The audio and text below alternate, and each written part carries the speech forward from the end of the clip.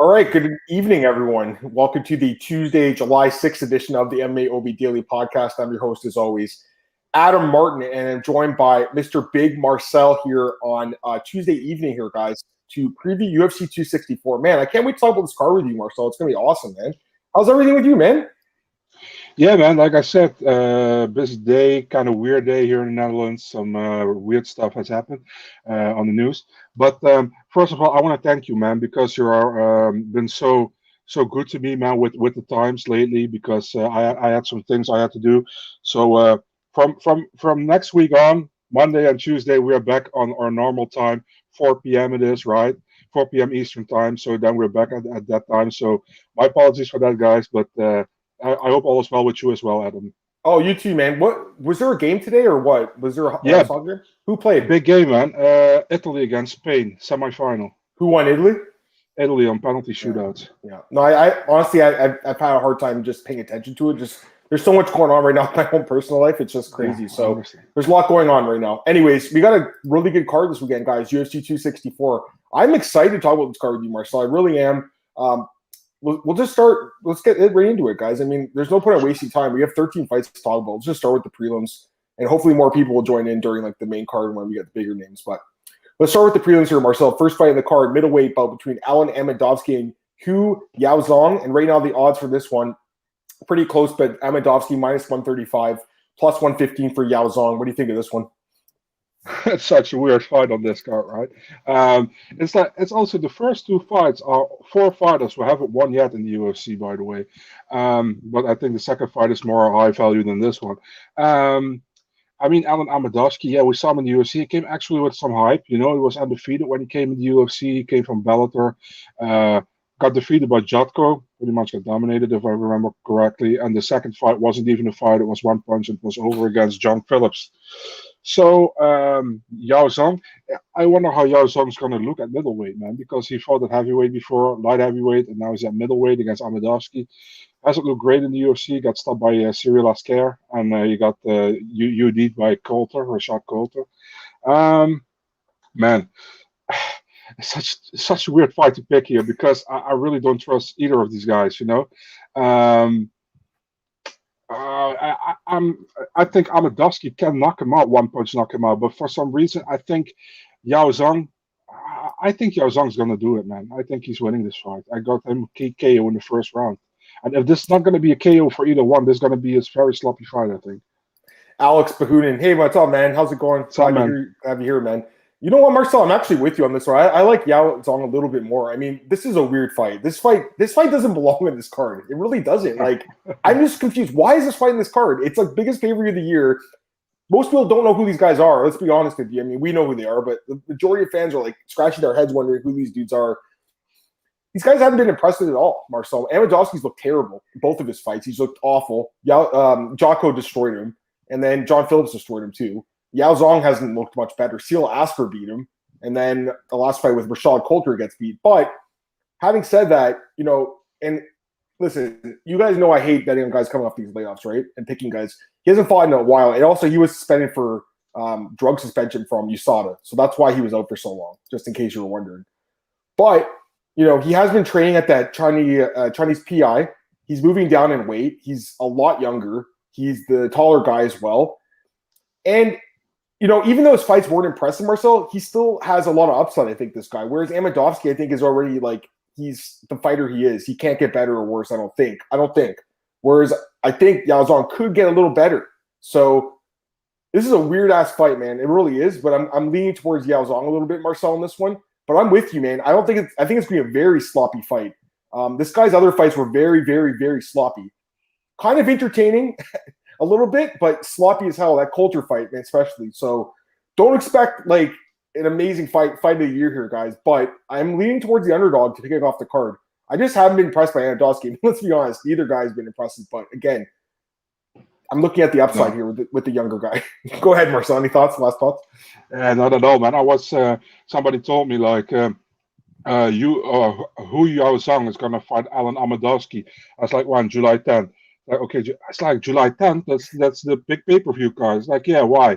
I was like, yeah, that's my question. Why?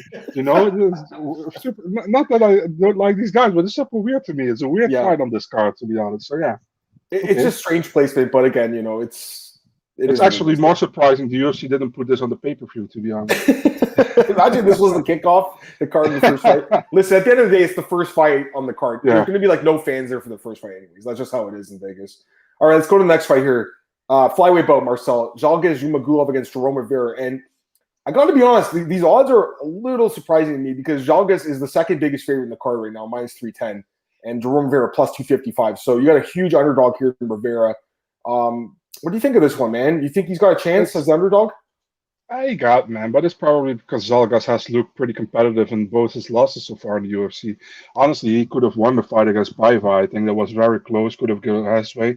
He lost to Albazi, I think 29-28 in my opinion. So I think I like Zhalgas. I got to be honest, man, the fight he won in Fight Night Global against Bagautinov, I think Ali Bagautinov won that fight, actually. And the Ulanbekov fight, he won majority decision. I think Tagir won that fight as well. So, I got to be honest there. So he could have been on a 4-fight losing streak. If you go to Jerome Rivera, it's actually the same thing, He lost his 3 fights in the UFC, but the fight before the Contender Series against Luis Rodriguez, I have no idea how he got the win. Unanimous decision. I think I had a 30-27 for Rodriguez, to be honest, with a very close second or third round. I'm not sure anymore. Hasn't looked good in the UFC at all. I think got stopped by Tyson Nam, got stopped by Ode Osborne. The Figueiredo fight, I think he came back in the third round, but the first 2 rounds were for Figueiredo. It's I think Zhalgas is more talented, man. He's more all round, in my opinion. I think Zhalgas edges out the decision in this one. Getting Chris's comment. Hey, Chris, what's going on, man? He says, nice to catch you guys live. Glad you're here, man. Dear Dancer, just finished work. Good time to start streaming. Glad you're here too, man. We usually do it at 4 p.m., but today Marcel had some stuff to do, so we did it at 7. Gail says, Zhalgas is the logical pick, but I'm not higher. Jerome's younger, longer, better grappler. Okay, so my thoughts on this. This line doesn't make sense. I don't know why Zhalgas is so big, guys. And this is coming from someone who likes him. I picked him his first 2 fights, but he did lose. I thought he might have beaten Paiva, but he did lose at Albazi for sure. But the thing with this guy is, and I was watching his fights back in the other day, and I'm just watching it. It's like he's just a point fighter, Marcel. He has no power at all. He's got none at all. And because he has no power, he can't really hurt you. He has to win decisions. And that's not always going to work out great because the judges don't exactly know what they're doing sometimes. So I expect a close fight in this one, honestly. I think if Zhalgas really wants to make it more clear, he's just going to shoot takedowns and grapple Rivera. But here's the thing, Rivera, okay, so yeah, he's looked terrible. I mean, there's no doubt. He's looked terrible, right? He's 0-3 in the UFC. He's got stopped by Nam and Osborne and lost to Figueiredo. But he is the younger guy in this fight, Marcel. He is a lot taller. He's 6 inches taller. He's got 6 inches of reach as well. Southpaw, 7 years younger. He's got some advantages here, guys. He really does. So I think this line is crazy. I don't understand why it's so big. What was the line again?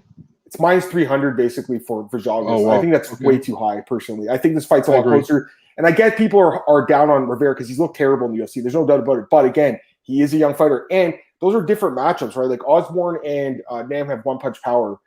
Zhalgas doesn't. And Figueiredo, he almost beat in that decision. Go ahead.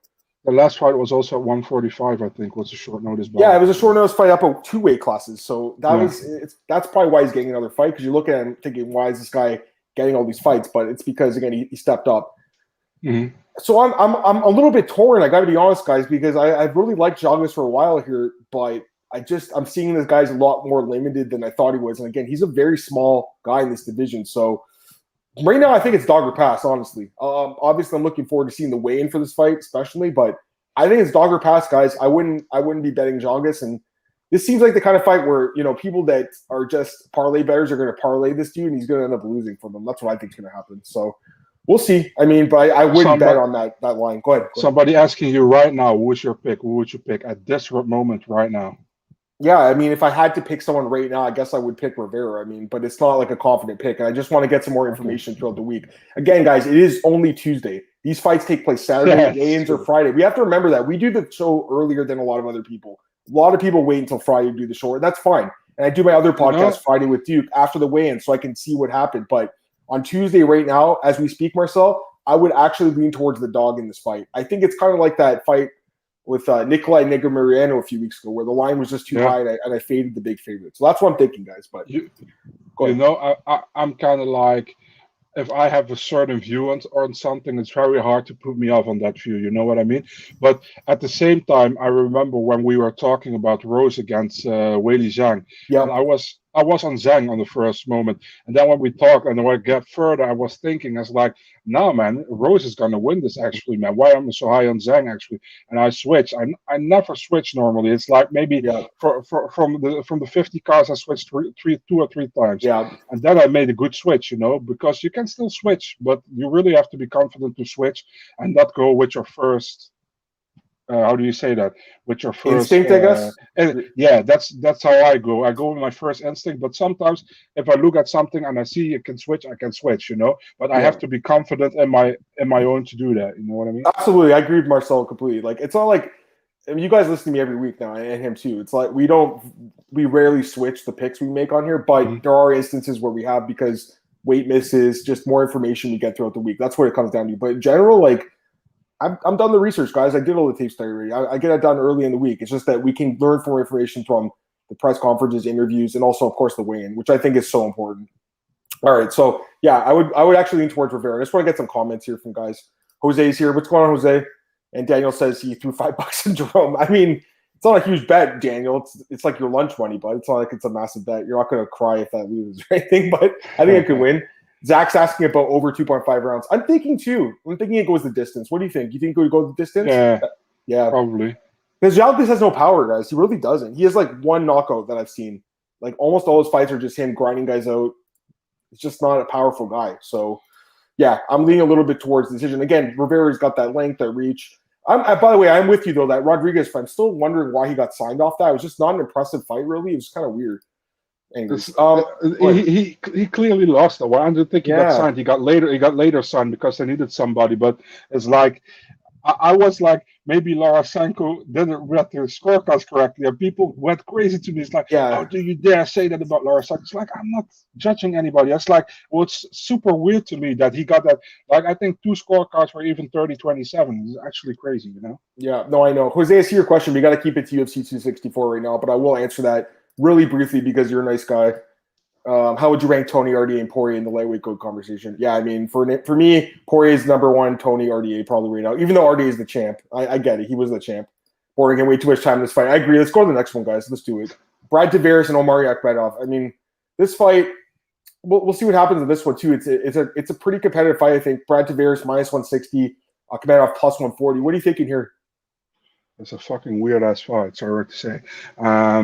Brad Tavares, Brad Tavares always wins the fights I don't expect him to win. You know what I mean? If I'm high on another guy, he always gets a unanimous decision somewhere. I don't know where I don't expect it.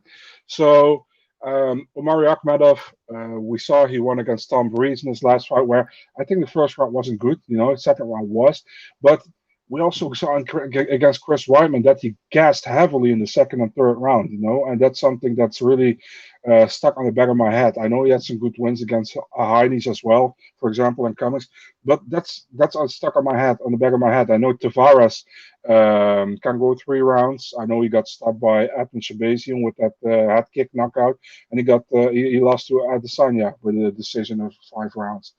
So for me, it's like a super close fight. I kind of have to go with Tavares here, man. For some reason, I think he's gonna make this a grueling fight for Akhmedov. Maybe Akhmedov has the advantage in the first round, but I don't see Akhmedov putting him away. And I think Tavares will win the second and third round and gets that Tavares 29-28 decision again. So that's what I think.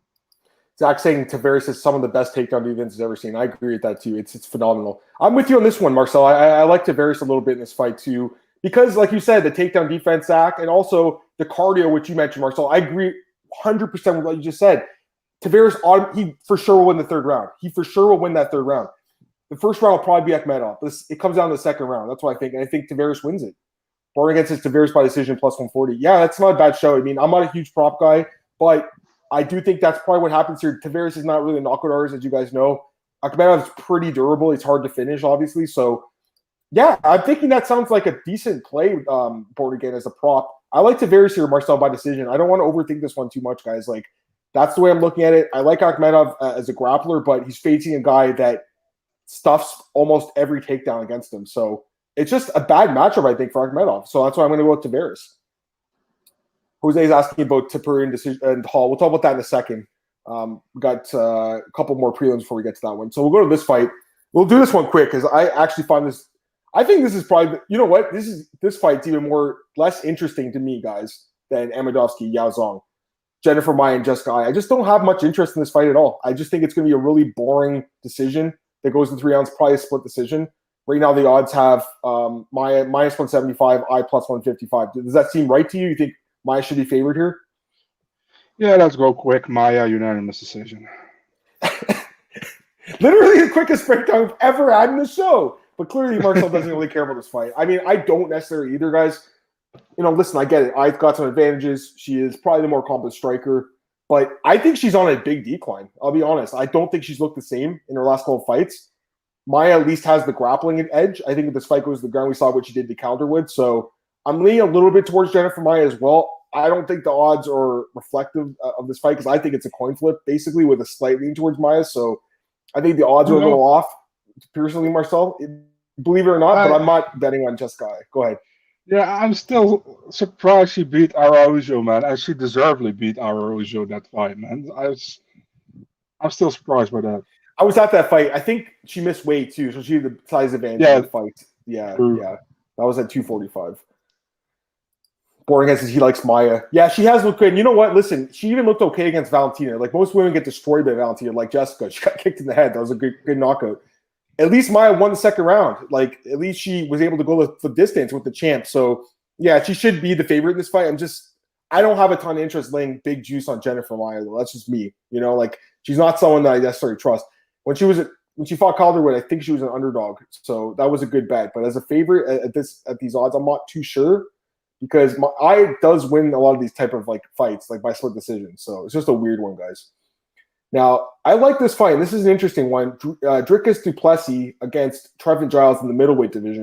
This is an interesting fight, Marcel, and I know that you're a pretty decent fan of this du Plessis guy, and I like Trevin Giles. I like both guys. So what are you thinking here, man? The odds are literally a pick 'em, minus 110 each. So what do you think in this one? It's super tough, man, to say. You know, it's a fun fight, I think. Dricus du Plessis, he former KSW champion, former EFC champion. I think the Marcus Perez fight, his debut in the UFC. In the beginning, I don't think he looked that great, but I don't know where he knocked him out, you know, with the left hook.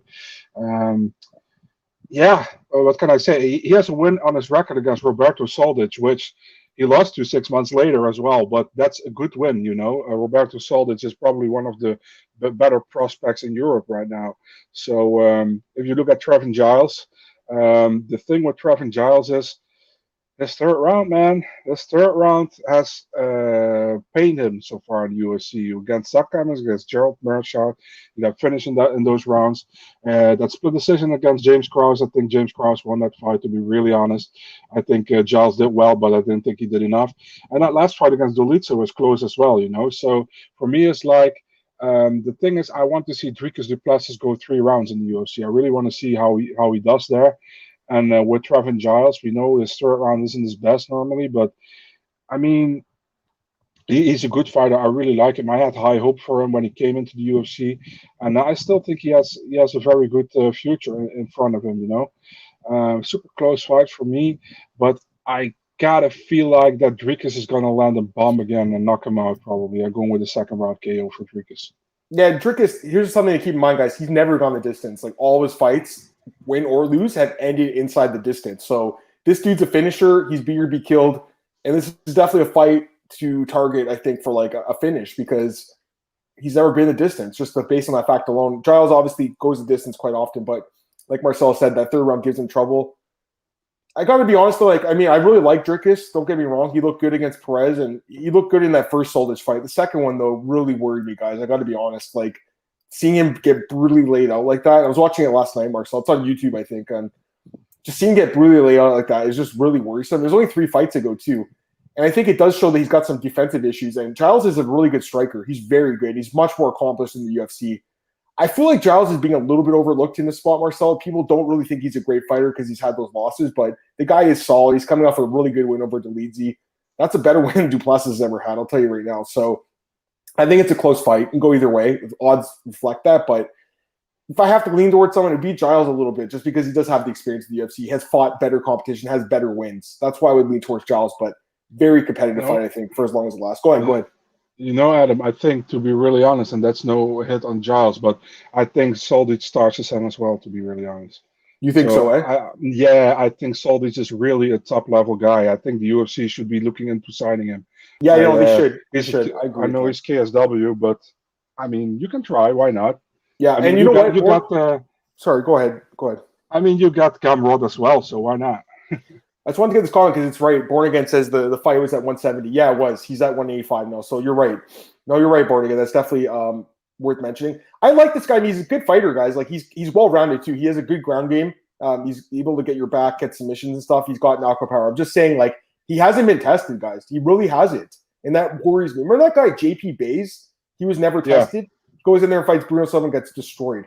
This guy's also from South Africa. He's been fighting in the EFC promotion. That promotion, I'm sorry, but it's not a great promotion, Marcel.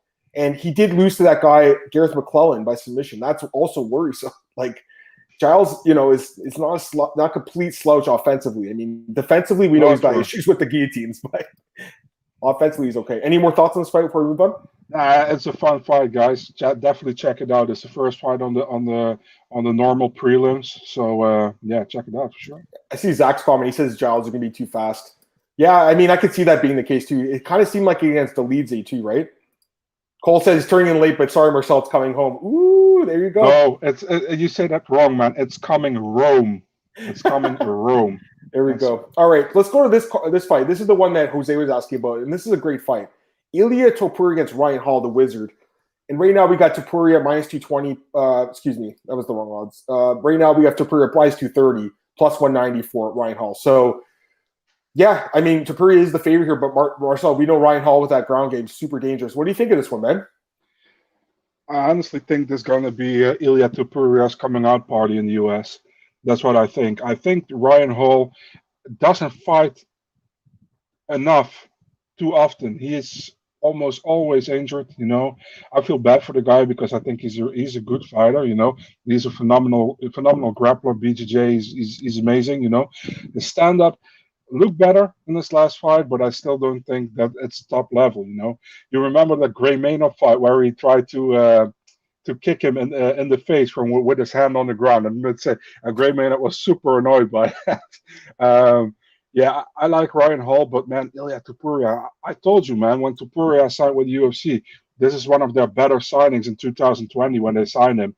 And he has delivered so far with a win against Zalal, where he was kind of gassed in the last round because he said he was sick or something. I don't know exactly. And the Damon Jackson, he knocked him out in the first round. He looked very good in that fight. But I saw on the regional scene as well, man. I saw him fighting in Cage Warriors, where he fought Brian Boulan, a Belgian guy, and he subbed him. And within 2 minutes, he was supposed to get the belt, but he overweight with the weigh-ins, and he didn't get the belt. But he's good, man. I'm really high on this guy. I think he knocks Ryan Hall out, KO first round. Wow, there you go. Wow, that's a big call there. So Marcel's taking Ryan Hall to get knocked out in this fight, guys. And let me double check. I don't think has he been knocked out? Let me double check. I know that obviously I don't think lost. So. No, he lost obviously to Saul Rogers on the show, and then one other decision. Okay, so this fight's interesting. I mean, there's no doubt about it. This is an interesting fight. I really like Topuria, guys. I think he's phenomenal. I think this kid is the real deal. I think he's a future contender at 145. He's phenomenal. He looked amazing against Damon Jackson. What I love to see is when guys throw those body shots. That was amazing to watch, the way he was throwing them out. Yeah.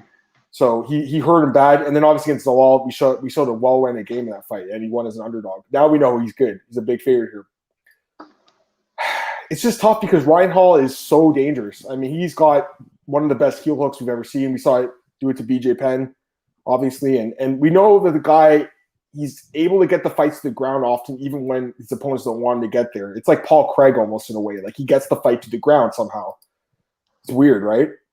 And even on the feet against Darren Elkins, his last fight looked way improved. But that was 2 years ago, guys. That was 2 years ago. That was a long time ago. He hasn't fought since then. A lot of injuries. 36 years old now. Topuria is a lot younger in this fight. Topuria has got the advantage, as far as the age. But, Hall does have some other advantages. He's got the height, got the reach, southpaw as well. So it's an interesting fight. I'm leaning towards Topuria. He's the younger guy. He's the more well-rounded guy, I think. But I'm actually kind of with Zach in that Hall does have upset potential here, Marcel, because he does have those submissions. So it's kind of like Paul Craig. He's obviously not the greatest fighter, but his submission game is deadly. So he wins against guys that are better than him, I think. Alex thinks that Hall is overrated. Yeah, I think he's a little overrated. He's barely fought in the UFC. Go ahead. The funny thing is that I really got the narrative, if I look online, that people are like, Ryan Hall's absolutely going to win this.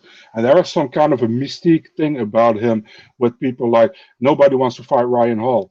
And I talked to some of the guys in that division, and they're like, we never got offered Ryan Hall. So I don't know what he's talking about. So, the thing is, he's just injured many times, and I hope for him that he can keep that being injured behind him, because he's fun to watch. I think he's a great addition to the featherweight division, and like you said, he's 36, man. Let's hope he stays healthy and that we see him more often. That's what worries me, little guys. Like, the difference between 34 and 36 in MMA is a big difference, especially at 145. So I'm worried about that. Kevin Scott says, any read on Topuria's BJJ defense. I think it's good, but again, you face Ryan. Good. Yeah, but if you face Ryan Hall, it's just a different type of submission defense you have to put on. So it's an interesting fight. It's the best guy, best jiu-jitsu guy he ever fought, probably. So, Yeah, and like Alex said, before he was flatlining people, he was a submission artist. His ground game's excellent, but he does have good striking too. So here's the thing, guys. You got to realize, the sport is evolving, and the younger fighters now are way more well-rounded than they used to be. They're so well-rounded. They're good everywhere. So, whereas guys in the past, and they still do, come from specific backgrounds, you're starting to see now that these guys are coming from complete MMA backgrounds. And this guy, Topuria, you guys saw his fight. He looked amazing. So I got to go with him. I'm just saying, my spidey senses are giving me tingles about this one, guys. There's just something about Hall where he can get that submission. It just worries the hell out of me, especially as a guy who did bet on Jamal Hill a few weeks ago, and the same thing happened, where I think he was still the better striker, the better fighter, and gets it getting submitted anyways. So happens. Watching tape on Hall, the fight isn't good for him. Ilya is more comfortable on the ground. He is. Go ahead. How many times you saw, maybe 6-7 years ago, triangle chokes, arm bars, guillotine chokes, maybe 5 or 6 every event, and right now it's maybe 1 or 2, you know what I mean? Maybe sometimes 3, but it's really decreased in submissions, because more guys so much more well-rounded, and they know how to defend these things. And 10 years ago, if you're in a triangle choke, I remember people just tapping, because they didn't know what to do. But now they're gonna or do you see that? They're gonna do different. Yeah, I can't show it, but they're gonna do different things, and they know how to get out of these submission holds. You know what I mean? So no, you're right. These young guys are good. Zach's saying if Topuria wants to show off his BJJ chops, this gets sketchy. I agree with that too. And again, it reminds me of the fight again with Craig and Jamal Hill, because Craig did pull guard, but Jamal Hill, instead of trying to get up immediately, he went to side control. He moved to half guard, excuse me.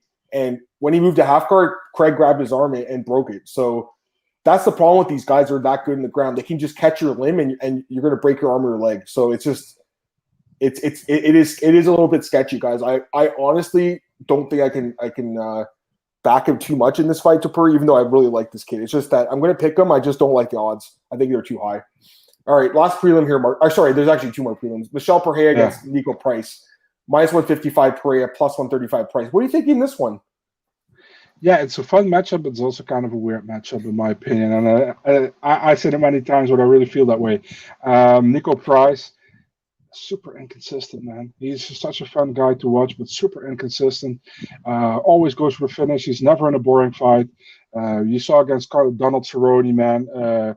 Went to a draw, overturned in a no contest because of because of pot use. It's not the first time for Nico, but it happens. But he's fun to watch. We all know that he got knockout power. He can get you in a weird position, like the Randy Brown and the James Vick knockouts. If you look at Michel Pereira, I think Michel Pereira has 2 losses on his record in the UFC that shouldn't have been there. The Tristan Connolly fight, he gassed himself out in the first round, and then Tristan controlled him in the second and third. The Diego Sanchez fight, yeah, kind of baloney to me, but the illegal knee, Diego was looking for a way out of it. It happens, but I don't really see it as a loss. He won against Salim Imadaev, submission win, which should have been a submission win because Chris Toyoni saw a tap. There wasn't a tap, but he was anyway going to win. He was leading that in a big way, that fight. So, and the Chaos Williams win was pretty close, but it was a fun fight to watch. So the thing is with Michel Pereira, if he contains himself, his energy, and doesn't go too crazy again in the first round, he probably will win this fight. But Nico is gonna pressure him probably and gonna go crazy. But that's also a threat for Nico that he can get countered with a big strike. You know what I mean? So it's a really fun fight, but I got to go with Pereira here, man. I think Pereira has more upside here in this fight. So I'm taking Pereira, and I expect also a finish, man. Those two will go for a finish. I think Pereira hits him with a counter strike, and he probably puts him away in the second round. Yeah, I love this fight. I think this is definitely one of the better, more entertaining fights in the card. But I'm just off the Nico Price bandwagon now, guys. Like, I was really on it for a long time, and I won some good money on this guy. Like when he fought, was it James Vick, I think, and also what was the other guy? Randy Brown. I remember that fight. He was an underdog. He knocked him off the bottom, right? So this guy he's solid. But I'm off the wagon, guys, after the last 2 fights. Fighting you a draw with Donald Cerrone is just not good. Not in 2020. That's not good. That's a bad sign. Way too competitive with Cerrone. And against Luque, I mean, he was competitive against the top contender, which is good, but took so much damage in that fight. I think he's taken a lot of damage. I just think he's taken a lot of damage in his fights. He's been in so many wars now. It's catching up on Nico Price. That's what I think's happening. I think he's a well-rounded guy. He's got a good ground game and a good striking game, but I just think he's too willing to get in these wars, Marcel, and it adds up. Yeah. It's not good. And we saw against Cerrone, he was barely able to squeak out guys against a guy we're all talking about retirement for that dude. Listen, Pereira's obviously been a little bit inconsistent at times too. The Connolly fight still makes me scratch my head. The Diego Sanchez fight was weird the way it ended, although obviously he should have won that fight if the referee didn't tell Diego who's going to get the win by DQ. Yeah, they don't do that anymore. The referees don't say anything now. But the guy's solid, man. I mean, he's looking better too. His last couple of fights, he's looked a lot better. And I think beating Williams was a good win for him, especially after Williams. We had that fight with Semmelsberger. We saw he was pretty good in that fight. So that's a solid win. I'm leaning towards Pereira here, Marcel. I'm with you. And Gael says by decision. I'm thinking that sounds likely, although he could knock out Price because Price's chain is going, guys. It really is. I like Price. Doesn't seem to have too many good wins. He doesn't. It's the style he gets the wins in. That's where he shines. Like the Randy Brown fight, like the Tim Means fight. Like when he wins, it looks good, right? But when he loses, Marcel, it's not good. So he is must-watch TV. He is. Daniel says he's war-torn. I agree. He's been in too many fights. All right, last prelim here. You talk about guys that have taken a lot of damage. You got Carlos Condit here, guys. Obviously one of the greatest warriors of all time, taking on Max Griffin. And Max is a big favorite here, Marcel, minus 185. I'd say big, but it's a sizable favorite. Carlos Condit plus 160. You think Condit can pull it off, or you're thinking Griffin wins the fight? Yeah, difficult, man. The thing is, many people think that Max Griffin is actually much younger than Carlos Condit, but it's only 2 years difference. Yeah. I remember the Max Griffin fight last time against Song Kenan, and I think many people had money on Song Kenan for some reason. I was sure Max Griffin was going to win that, and he knocked him out in the first round. Before that, he literally punched Ramiz Brahimaj's ear off. Yeah, and he got some 2 split decision losses on his record. The Alex Oliveira fight was super close, and the Thiago Alves fight was a straight robbery, in my opinion. So the thing is, you go against Carlos Condit. Carlos Condit has finally got a little streak to him, with Court McGee and Matt Brown. But before that, man, he lost like 5 fights. And I know he lost to Demian Maia, Michael Chiesa, a Robbie Lawler split decision, which in my opinion he won. But which he would have been the champion. He definitely won that fight, guys. And that was one of the greatest fights of all time. But he should have won that fight, Marcel. I'm with you completely. Yeah. So he should have been the champion back then. So it's crazy if you think about it. But yeah, man, I feel like Carlos Condit days are his top days are really behind him, But Max Griffin, is also a hit or miss all the time, and sometimes he looks really good, and then the next fight is like, where's that Max Griffin from the fight before? You know what I mean? So it's a 50-50 fight to me. It can go either way. I'm slightly favoring Max Griffin to win a decision here, but I think it will be a close fight, man. Yeah, no, I think it's going to be competitive too. I'm leaning a little bit towards Griffin just because he's been a little bit more just hotter lately. I know Conor's coming off 2 straight wins, but he did lose 5 straight before that, guys, and I just don't trust him completely anymore. Like you said, he is getting up there in age. It's not like Max is young by any means. He's not. Max is not a young guy. Max is 35, but Carlos is 36. You know, he's getting up there in age. 37, excuse me. He's 37, like you said, Marcel. 2 years difference. So a guy who's been in so many wars over the years, and that adds up, guys. It really does. And I don't trust his wrestling. I don't trust it at all. I think Griffin's going to look to wrestle in this fight. I don't think he's going to want to stay and trade. I think he's going to just look to wrestle. And I think he could take Carlos Condit down. Carlos Condit can't stop a takedown. Even Matt Brown was having success with takedowns, guys. That's not good. So to me, yeah, it's going to be Max Griffin probably using his grappling. If it does stay in the feet, though, I could see Condit kind of edging up the decision here. So I think the fight's pretty competitive. I'm just saying with that path to victory in the ground, if Max elects to do that, he should have an easy night of the off if he just wants to go to the ground with this guy. I wouldn't say easy night. I shouldn't say that. We know Carlos Condit is dangerous, even off his back. We know that. But I'm just saying I think it's smarter and an easier fight to go to the ground than stand and trade. I think you'd agree with me on that one too, Marcel. Yeah, 100%. Yeah. And this guy can't stop a takedown. Remember, Cowboy Oliveira dominated this guy on the ground. Like, these guys weren't even that good of guys that were dominating him at some point. So let me get these comments, guys. Daniel saying it's 12 a.m. in UK, so he's struggling with words. Hey, man, I appreciate you staying up all night. Zach was saying for the last fight, Price by fluke KO Poirier. Yeah, it seems like we're all on the same page for that one, guys. Zach saying it's Condit Griffin fight the night potential. I think it does too. And he says he thinks Condit's going to win this fight. It's definitely possible. I mean, it stays standing. They got the striking. So Griffin's looked dangerous. I'll edge him here. Condit hasn't looked terrible. Griffin should be a tougher fighter. And he thinks it's going to be a kickboxing fight. Yeah, that's like the Court McGee fight where I really like Carlos Condit in that fight. I just think Max can make it like a dirty, gritty fight. But again, if he wants to stand and trade because he got the knockout in his last fight and he's fallen in love with his power now, that could be a bad night for him. You know what's crazy, Marcel? I was at Carlos Condit's fight with GSP in Montreal. That was 9 years ago. Can you believe that, man? It was that long ago. I can't believe how long ago it was. I remember going to that card, man. It's insane. I drove to Montreal with my dad, watched the card, drove right home. It was awesome. That was like the early days, man. You know, that was 10 years ago almost now. Crazy, right? Yeah. I mean, that's what I'm saying, though. Like, he's not in his prime anymore. That was in 2012 when he knocked down GSP with the head kick. He's had a lot of fights since then, guys. You know what I mean? Since that fight, 4-8 in his record. So not good. Not good. But again, you know, Max Griffin's not as good as the guys he was losing to for the most part. Like, you know, but we'll see. Because I think Griffin's looked good lately, man. The 2 straight wins. He's looked very good. Daniel says, as the weeks gone by, is a fair argument for Condit, but Griffin's just looked more potent. Zach saying Condit by sub. Maybe. I mean, Condit when was the last time he subbed someone? It's been a while, obviously, right? He's been subbed himself.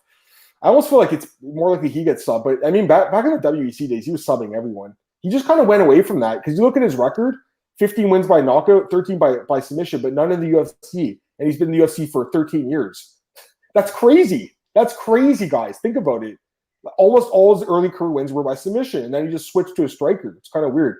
Okay, main card, Marcel. We don't have to spend a lot of time on this fight. Chris Moutinho and Sean O'Malley. Chris Moutinho, huge underdog here. Sean O'Malley's minus 800, minus 1,000 in some spots, plus 550 from Moutinho. What do you think, Marcel? I'm happy, like I said, man. Yesterday, I'm happy for Moutinho. He got signed by the UFC, but fight doesn't make sense at all. You know, definitely not if you have like 15 fighters wanting that fight. O'Malley saying on his podcast, I take it at 135, 140, and 145. And the thing is, like I said yesterday as well, man, I don't really feel like, do I think O'Malley is turning them down? I don't say that, no, but I think the UFC don't trust O'Malley and don't want to give him a legit test at this moment. You know what I mean? He went from Vera, he lost to Vera, he went to Almeida.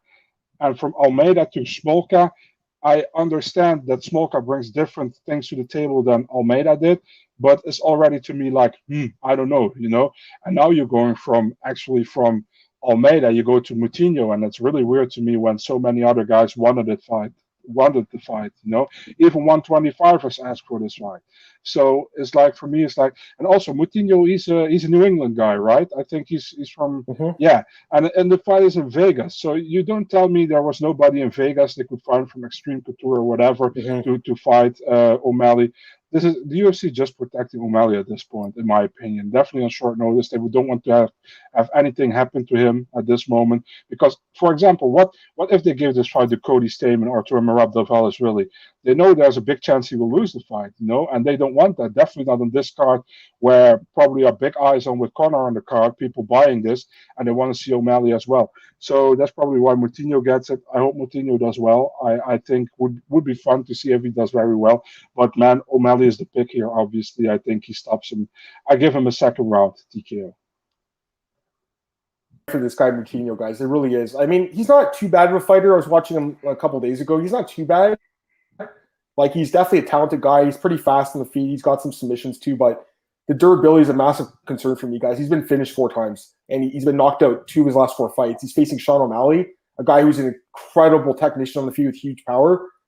This is a bad fight for this guy. I think Sean O'Malley knocks him out, Marcel. I'm with you. Probably the first round, I'm thinking. Maybe the second. Maybe he takes his time, but I don't think this guy can go the 3 rounds with Sean O'Malley. I'd be shocked if he survived this fight. This is a terrible matchup for Chris Moutinho. If this guy, I actually think the odds should be way bigger. I'd be shocked if this dude won. What about you? Be shocked, eh? Yeah, so I honestly gonna say here, like, how longer it takes O'Malley to not get the finish here, how worse it looks, to be honest. You know what I mean? Yeah. If he doesn't get a finish here, the UFC gonna keep protecting. That's what. No, I agree. Let me get some more comments here. Kevin said, I wish they would bring in. I knew they would bring in a known name fighter, O'Malley. Yeah, I mean, there was everyone in the top 15 was calling him out, and he ends up getting literally someone none of us have heard of, guys. He's saying it's like Bellator MVP. It is. It is. That's a great comparison. Zach's saying it's a showcase fight. It is. It's a showcase. It is. His best win's Eddie Wineland. He is overrated. He is talented too. I agree completely with Bornigan. Yeah. I think everything you said is correct. Marcel agrees too. Daniel said O'Malley said he accepted Simone based on being able to make it 135. Yes, Ricky Simone couldn't make 135. They actually, like, his manager called him on his podcast and said it's got to be 145. He didn't want to do it. So Glenn says UFC wants eyes on O'Malley. Yeah, I mean, it's the opening fight in McGregor pay-per-view, so he's going to get eyes. Marcus, what's up, man? Great show. You guys are giving me a lot to think about for placing my bets when I arrive to Vegas. He's going to be at the card.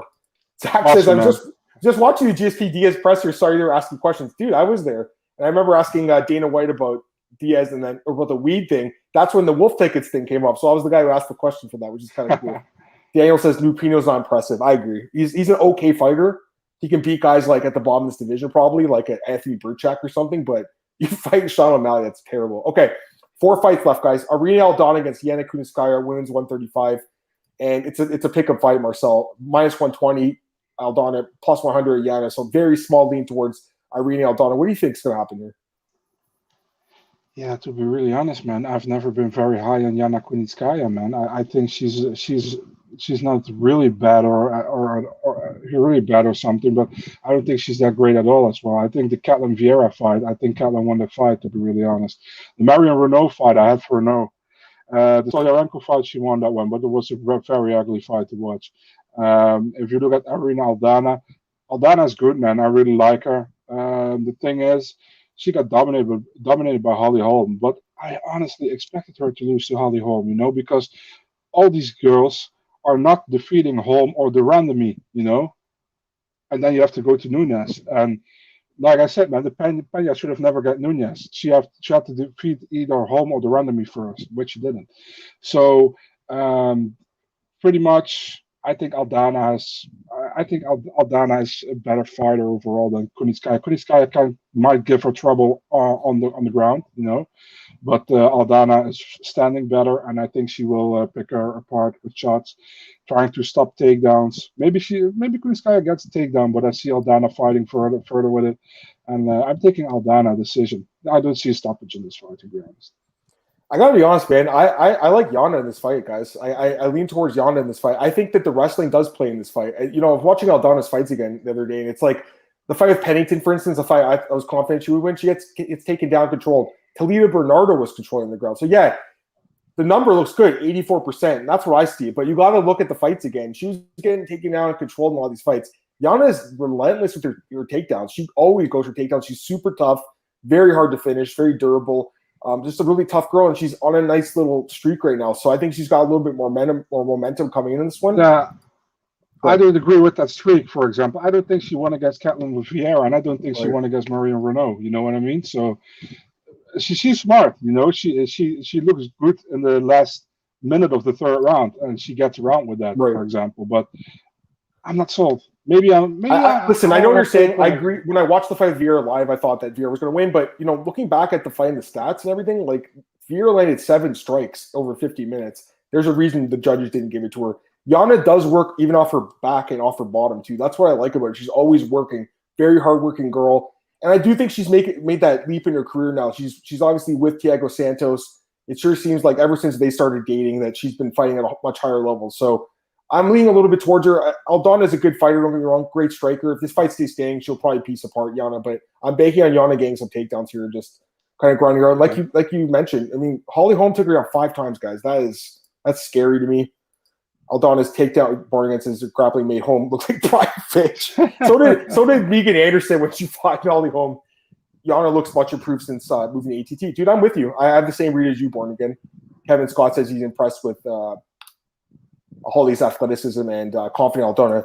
Yeah, I mean, listen, it's a close fight. It's a pick-em fight, but I'm leaning towards the grinder here in this fight. Zach says she likes the wall stall. Warring at 7 strikes in 50 minutes. I should say significant strikes, but yeah, literally 7 significant strikes in 50 minutes. That's why she lost that decision, although, you know, it sure seemed like she was winning. And if you look at the total strikes, wow, that's crazy. Total strikes, Caitlin landed 35 total strikes, and Yana landed 215. So she was doing work off the bottom, even though it was hard to see, I think, during that fight. Anyways, Yana did put it out the left hook from Aspen Ladd, so I read it. Yeah, I mean, Aspen Ladd's pretty good, though. So, and so is Aldana, but I'll pick Aldana as Yana boards me. Yeah, I just think she can grind it out, guys. Okay, next fight here, Tai Tuivasa, Greg Hardy, Marcel. And Tai Tuivasa right now, minus 130, Greg Hardy plus 110. So, small lean towards Tuivasa. What do you think? Yeah, at the Dutch podcast I do, they call this the Marcel Special, and the Marcel Special is a heavyweight fight on the main card, unranked. So there you go. Yeah, what can we say about this one, man? This fight is gonna suck if it goes to the second or third round. You know what I mean?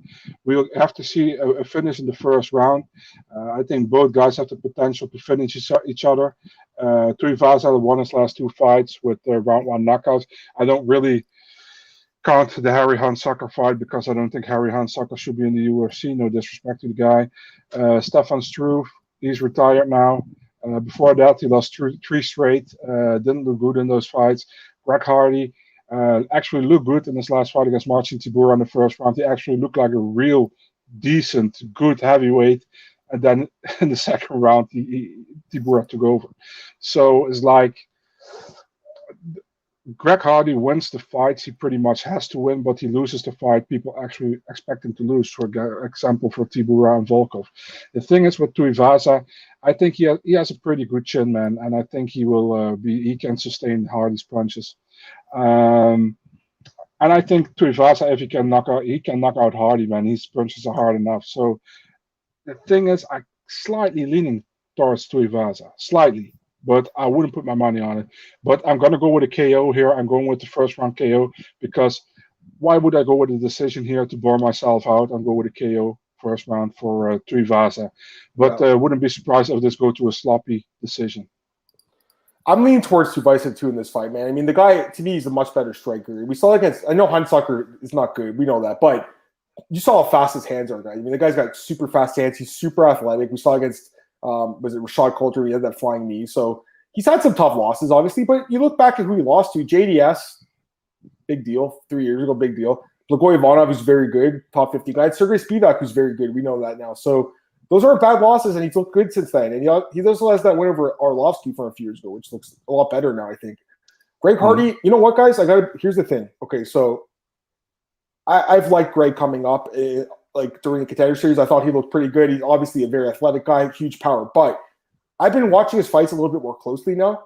He really isn't. He's just not a complete mixed martial artist yet. And I'm not saying that Tuivasa isn't necessarily either because we know his ground game is not good. But Greg Hardy is a very basic guy. He's able to rely on basic stuff to win fights. And you can beat guys like Mo Green, Yorgan De Castro, Juan Adams, guys like that. You could beat those guys with basic stuff. But Tuivasa is a borderline top 15 guy. He's a good striker.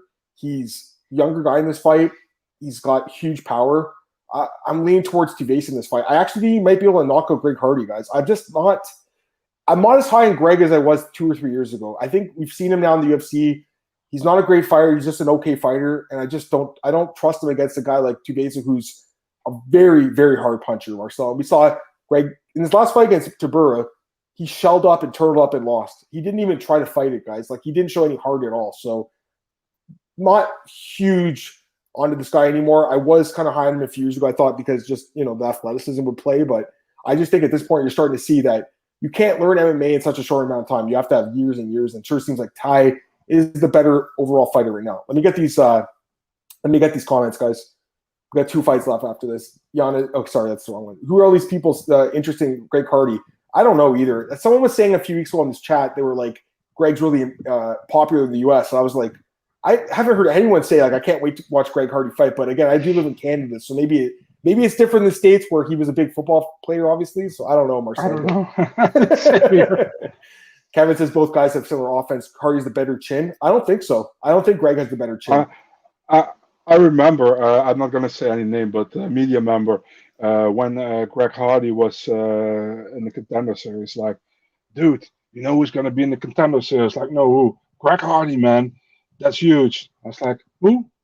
Greg Hardy. I have no idea what that is, because listen, man, I like football, American football. Sorry, guys, I gotta say American football. I can't say football, but I'm not really familiar with everybody, So for me, Greg Hardy, that story, from the abuse and that everything, that kind of stuff.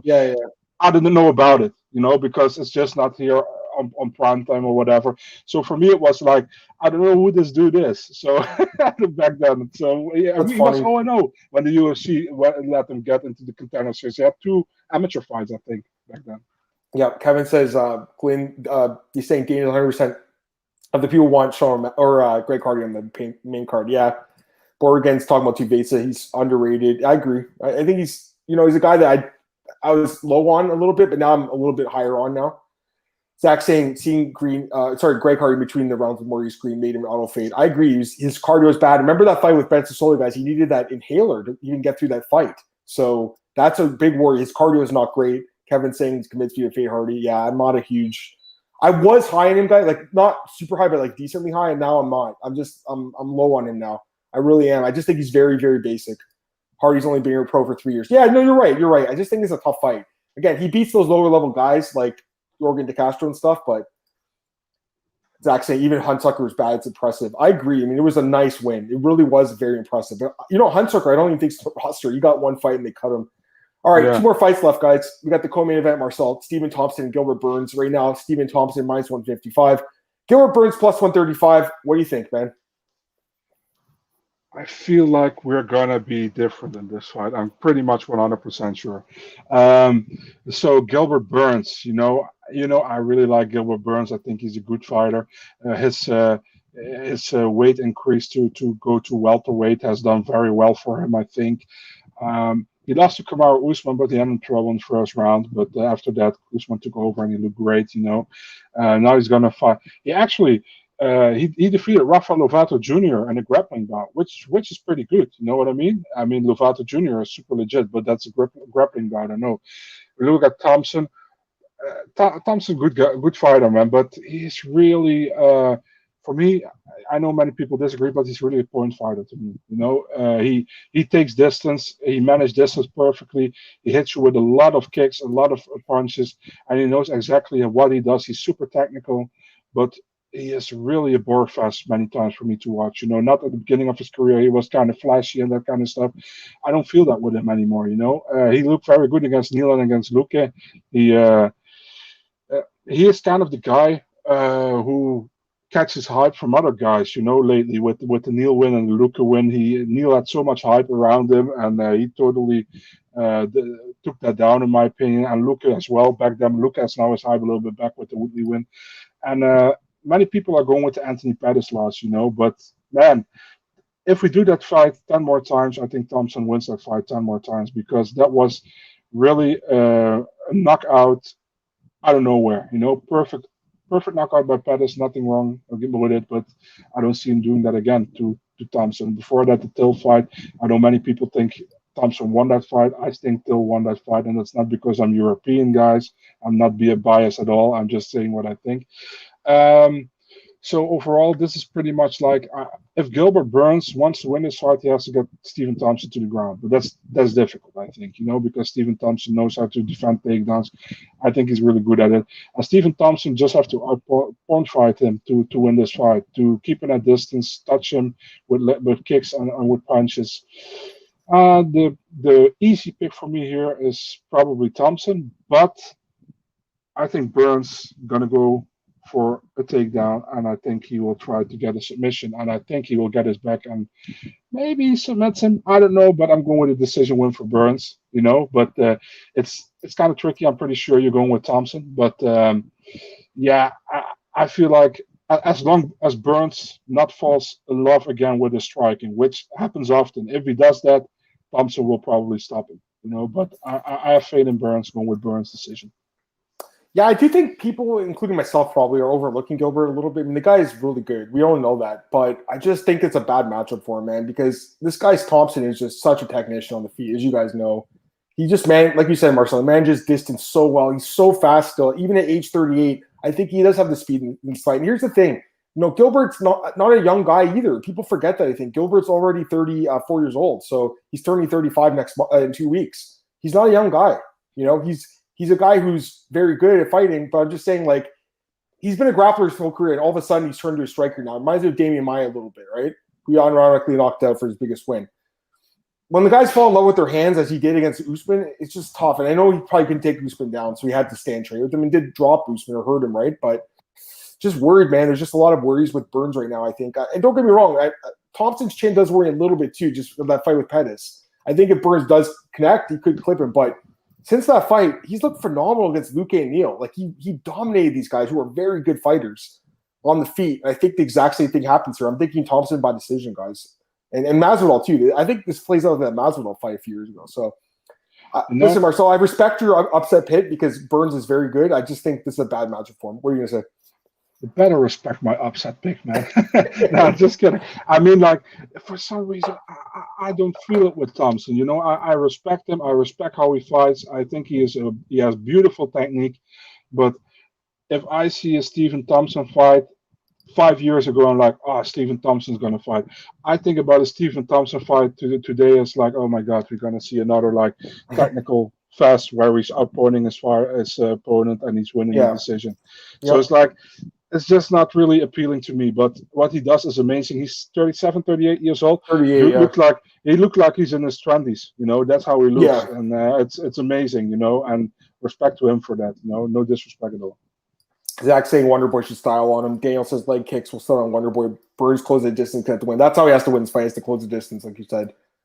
Kevin thinks he's going to look like Thompson, Luque. I remember I picked Luque, and that was a bad pick. I'm just saying, like, it just showed me like this guy beats those kind of guys. If you can't get close, get distance management is winning this. Yeah, I'm with you. Or again, round one could be trial for Thompson, similar to the Luque fight. Yes, definitely. I mean, like I said, Burns has got power. You guys know that. You've seen that. All right. So, guys, this is the end of the show. Thank you so much. I was just about to say, Marcel, we've hit an hour here, guys, so we're going to have to miss the main event. Sorry, guys. You can't get our pick. No, I'm kidding. We'll go a couple minutes over. It's not a big deal. Listen, we're going to talk about the main event trilogy fight here, Conor McGregor, Dustin Poirier 3. I'm looking forward to hearing what you think, Marcel, but I want you guys to throw your picks in the chat, too, because I want to hear what everyone's thinking for this fight. So you guys see the odds. It's very, very competitive odds. Minus 130, Dustin Poirier. Plus 110, Conor McGregor. They're one apiece. Third fight, all the marbles, Marcel. Who's going to win? Yeah, it's actually kind of difficult, man. Again, because we saw Dustin Poirier in the last fight against Conor. Conor won that first round, and he looked good in the first round. Second round, Poirier took over, and he finished him. Prior to UFC by TKO, I think it was a clear KO. But hey, who am I?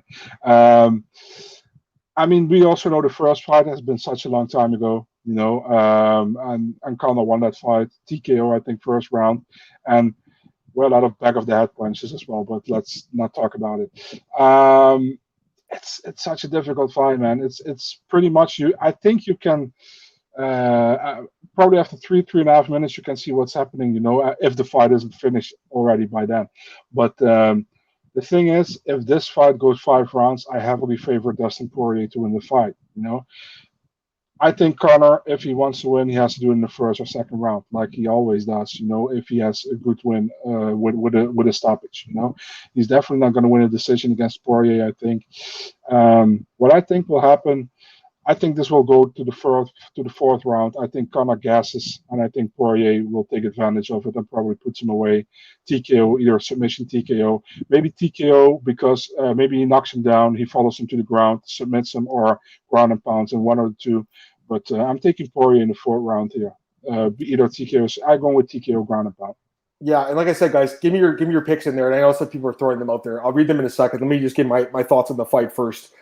I mean, yeah, I love the matchup. Obviously, I think we all do. It's such a great fight. But I gotta tell you, man, it's hard for me to pick Conor in this one. I gotta be honest. I have a hard time picking him. As much as I think he could still pull it off because he's got that power and everything. It's just watching that second fight back, Marcel. Like Dustin just showed that he's the better, more complete fighter. I think at this point in their careers, Dustin, he's been through so much in his career, and I think he's really like in his prime right now. Like he's fighting at such a high level. And I just watched that fight again, the second fight, I should say, and you just see him mix it up. He mixes in the takedowns, he mixes in the low kicks, mixes in the punches. He mixed it all up really well, whereas Conor was still very one-dimensional. Now, Conor is a good master of making adjustments, like we saw against Nate Diaz in the first and second fight. We saw it night and day, right? So the guy definitely could make those adjustments and look better in this fight, but I just have a hard time picking him here based on how the last fight went. And again, it wasn't that long ago. It was 6 months ago. It reminds me of Masvidal Usman, where it's like we just saw the fight happen, Obviously, the odds are very close for this one. I can see why Dustin doesn't have the best chin. He's been knocked out a few times by Michael Johnson and stuff. So Conor could catch him with that straight left, guys, but I got to go with Poirier. I'm leaning towards Poirier to win. I'm thinking with you, Marcel, second or third round TKO. I just don't trust Conor anymore, guys. I got to be honest. To me, he's just not the same guy. Hey, it'd be cool to see him pull it off, though. I will say that. But, you see the fight with Floyd Mayweather, Marcel, the fight with Khabib where he got dropped, the fight with Dustin, the last fight, and then the Cerrone fight, which he won, was barely a fight. And I got to be honest, watching that first fight back with Dustin, I remember watching the fight a long time ago. I had money on Conor, but it's like watching that back, he didn't even crack Dustin on the chin in that fight. He cracked him on the temple, and Dustin went down. It was kind of a weird knockout. It was one of those weird ones where I think it almost maybe had more to do with the weight cut than him getting Dustin on a good spot. The guy's obviously got power. Wouldn't completely shock me if Conor won by knockout, but I'm leaning towards Dustin to do it against. So get the comments here. Cole, what's up, man? He says McGregor by 3rd round TKO. Everything I've heard, it seems like the old Conor's back, especially the trash talk. Yeah, I know. It's pretty cool. I like to see him doing that. Talking again. Can I reply to that? Of course you can. Go ahead. So that's a weird thing to me, man. People are like, the trash talk is back, the real Conor is back. I mean, based on what? Really, and it's not a hit on you, Cole, at all. But based on what? Because we didn't hear anything about him during camp. He might be sitting in his apartment, drinking his proper 12. You know what I mean? But that's not what I mean. But it's like people are like, yeah, he's back. The old Conor is back. Why? Why do you think he's back? Because he's talking a little bit more trash. I need to see it in the cage. You know what I mean? That's what I want to see. So I don't buy that. That's for me. It's like, and again, no hit to you, Cole. I really like you. For me, it's like kindergarten talk. When people say that, like, I see that all the time on Twitter. It's like, yeah, the old Conor is back. Why he's back? Because he's talking crap. He's talking crap again. It's like, dude, I can talk crap, or I can break somebody's Playmobil over here, and they say the old Marcel is back from when he was 12. It just doesn't make sense to me, man. You know what I mean? That's funny. Yeah, I just think people are happy that he's like, he seems to be into this fight, whereas maybe he said he wasn't motivated for the second fight. I mean, take it for what it is. Glenn says he likes Conor by knockout. Kevin says, I have no idea. I don't like Conor. Well, hate's a strong word there, Kevin. Hate is a very strong word. He loves Poirier. He has no clue where his money's going to go. Born again says Poirier by 2nd or 3rd round. Maybe sub would probably KO. Better team game plan, more active, better cardio boxing. Yeah, dude, I'm with you. Zach says Dustin can eat the left hand 155. Yes. His chin looks a lot better. Although, again, Michael Johnson did knock him out, guys. We got to remember that fight. Daniel says, my instinctive pick was Conor. I'll stick to it. Poirier, logical pick. Poirier's 3-0 in rematches. That's something to keep in mind for sure. It's a good trend. I take Holloway over Conor, and Dustin beats the brakes off Max. I mean, they both beat Max. Yeah, but I mean, it's not. You can't. How do you say that? It's not. You can't say this fighter beat that one, so that fighter will beat this one. It doesn't work like that. But yeah. Let me get these comments. Cole says, I like how Conor left Ireland to do his campaign in California and Dubai. Yeah, that's good. Dustin 8 shots the way winning the second fight. Better prepared. Conor can make a count here. Zach thought that they won the second fight. I mean, it was competitive, but Conor should have won that fight, I think. Marcel, you broke Daniel's Playmobil. That was a very nice and man, if you were in the Netherlands when I was in the 90s, I expect I did, because I was Marcel's a big bully. Yeah, I was a pretty bad kid, you know, and not even because I was how do you say that, destructive, but I'm just like not very handy, you know what I mean? Fair enough. Let's just get these last comments. We'll get out of here, guys. We just went over an hour, so I'm gonna get out of here. Boring says the old Conor is not coming back. I tend to agree with you, but we'll see. I mean, it'd be interesting to see we do see the old Conor. The old Conor had a huge size advantage. He did. He was amazing at 145. Incredible. And he was good at 155 when he fought Eddie. But again, moving to 170, all those fights, going to boxing, that's what he wanted to do in his career. If he stayed in MMA, he would have been maybe the greatest ever. It's possible after the Alvarez fight, but he chose not to do that. All right. Hope you guys enjoyed the podcast. That was a lot of fun, Marcel. I feel like we agreed on like most of the fights, but there was definitely a few that we didn't. So go back and listen, guys, and you came in halfway through. There was like at least 3 or 4 fights where we had different opinions. So, yeah, I'm looking forward to this card, Marcel. Thanks again. Thanks again for joining me and everyone who tuned in and listened today, guys. Really appreciate it. I'll be back on Thursday at 4 p.m. Eastern with AJ Shulo. We'll talk a little bit about this card and some other news and stuff in MMA. Marcel, plug your stuff, man. Let's get out of here. Big Marcel 24, Twitter, Instagram, MMADNA.nl, MMA on Instagram, Twitter, YouTube, and Facebook. And guys, follow Adam Martin on Twitter. The dude is verified. Verified Adam Martin for you right here. Oh, Slav, you'll be soon too. All right, follow me on Twitter at Adam Martin Podcast, MAOddsRegulator.com. It's on our YouTube channel, obviously, as you guys know. But it's also available at like iTunes, Spotify, SoundCloud, a bunch of places, guys. I spent time doing that to put it up too. So if you guys want to like listen, you know, on the bus or whatever, fair enough, do that on your iPod or whatever. So check that out. Let's see here. What else do we got here? PJPen.com, MyMMAnews.com.